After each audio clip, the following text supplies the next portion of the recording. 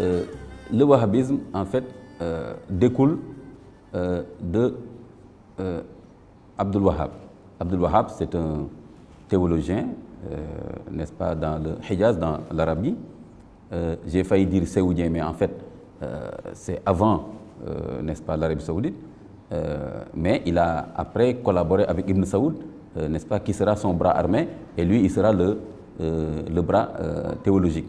C'est la collaboration entre la théologie d'Abdul Wahhab et les capacités militaires d'Ibn Saoud qui va donner ce qu'on appelle aujourd'hui l'Arabie saoudite.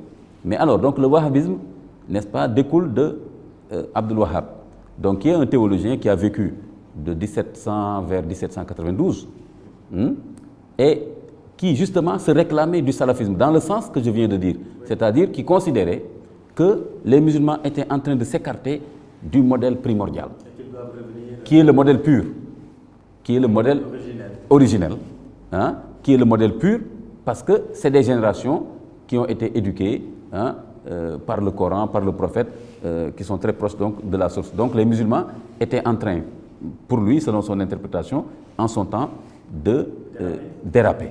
Donc c'est un mouvement politique. D'aller vers l'hérésie et de retourner même dans le paganisme et d'oublier des fondamentaux de l'enseignement islamique. Donc c'est un mouvement politico-religieux. C'est un mouvement, au départ, purement religieux, doctrinal, parce que lui, il était surtout dans la doctrine de ce qu'on appelle l'unicité de Dieu, le tawhid, c'est-à-dire ne rien prendre de la part de Dieu, n'est-ce pas? Donc, il a combattu des attitudes et des modes de pensée qui étaient en train de se populariser en Arabie en ce temps. Et il considérait que les Arabes en ce temps étaient en train de retourner au paganisme antérieur au Coran.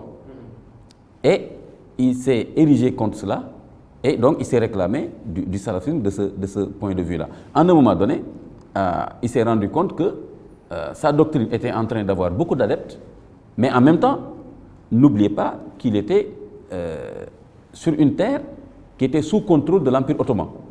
Donc rapidement, l'Empire ottoman a eu vent de cette personne qui commençait à être trop célèbre, et lui aussi s'est rendu compte que s'il n'avait pas un bras armé, il serait écrasé rapidement par le pouvoir. En ce moment, on pouvait dire le pouvoir central, c'était le pouvoir ottoman. Et d'ailleurs, l'Empire ottoman va finir par lui envoyer une expédition qui va l'éliminer. Mais entre-temps, sa doctrine s'est bien propagée, et entre-temps, Ibn Saoud a pu conquérir beaucoup de terres en Arabie et construire ce qu'on appelle aujourd'hui l'Arabie saoudite. Elle s'est propagée jusqu'où, cette doctrine? Dans l'ensemble de l'Arabie, et aussi vers le Yémen, et aussi vers l'Irak, voilà, dans ces zones-là, et vers la Syrie. En Afrique? Oui, et un peu plus tard en Afrique. Et d'ailleurs, les gens qui connaissent le Mali savent que, par exemple, au Mali, depuis longtemps, il y avait cette communauté justement qu'on appelait Wahhabia. Et c'était des gens qui vivaient de façon un peu recluse, n'est-ce pas, dans certains quartiers qui sont connus là-bas au Mali, mais qui ne posaient aucun problème parce que, comme je l'ai dit tout à l'heure, ils étaient beaucoup plus piétistes. C'était des gens qui étaient dans le culte, n'est-ce pas, le culte, n'est-ce pas, la mosquée, n'est-ce pas, et qui ne fréquentaient pas les milieux confrériques et les milieux occidentalisés, et les femmes bien voilées avec un grand voile. Donc, c'était des gens qui étaient connus depuis des dizaines d'années comme ça, par exemple, dans des zones, quelque part au Nigeria, au Mali, pas tellement au Sénégal. Ça se rapproche quand même du salafisme, n'est-ce pas? Mais oui, dans le sens où Abdul Wahhab s'est réclamé effectivement de la pureté originelle. Donc, effectivement, Abdul Wahhab fait partie, n'est-ce pas, des idéologues, n'est-ce pas, des penseurs qui ont popularisé la nécessité, selon lui, de retourner au modèle pur, c'est-à-dire le modèle des salafs, des ancêtres premiers. Est-ce une idéologie qui serait aujourd'hui valable dans notre époque? Alors, je répondrai de la même façon. Sur le principe, oui, parce qu'il pose la question de l'identité. Il pose la question de l'identité, il pose la question des références et des pairs, n'est-ce pas? Maintenant, de là à considérer ou à cautionner tout ce qu'il a pu faire ou penser, ou des gens qui s'en réclament, il y a il y a difficulté parce que Abdul Wahhab lui-même, ce que je connais de la théologie musulmane, c'est qu'aucune personne n'est infaillible. Donc, il a pu se tromper dans certaines de ses compréhensions, dans certains de ses écrits. Il faut le reconnaître, en prendre note. Et aussi, ce n'est pas aussi évident que ça de mettre en place une pensée, n'est-ce pas, qui est comprise de la même façon que tout le monde. Je vais donner un exemple. Vous savez que l'évolution politico-religieuse de l'Arabie saoudite ne s'est pas faite comme un fleuve tranquille.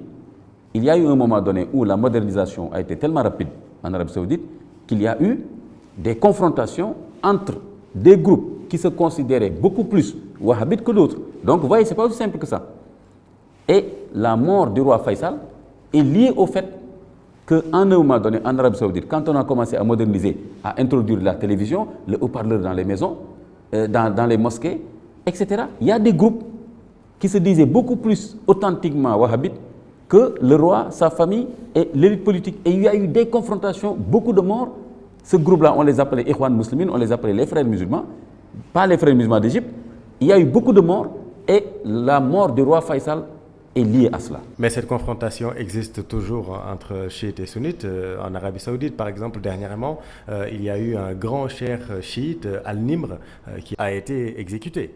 Oui, parce qu'il ne faut pas oublier que vers le sud de l'Arabie saoudite, il y a beaucoup de populations chiites, donc qui plus ou moins sont isolées, ne sont pas très introduites dans les milieux politiques qui sont entre les mains de la famille royale, et donc qui sont frustrés. Et ce qui a fait que, par exemple, ce cher chiite, n'est-ce pas, a pu avoir, n'est-ce pas, ses positions. Mais il faut voir aussi l'Iran derrière. Depuis la révolution de Khomeini en 1979, tous les groupes chiites qui étaient plus ou moins calmes, n'est-ce pas, et invisibles dans cette région, ont pris du poil de la bête parce que, se sachant pouvant être protégés par la République chiite d'Iran. Et effectivement, il faut voir le lien entre la propagande de l'État iranien et les soulèvements de ces groupes chiites en Arabie saoudite, au Koweït, au Bahreïn, etc.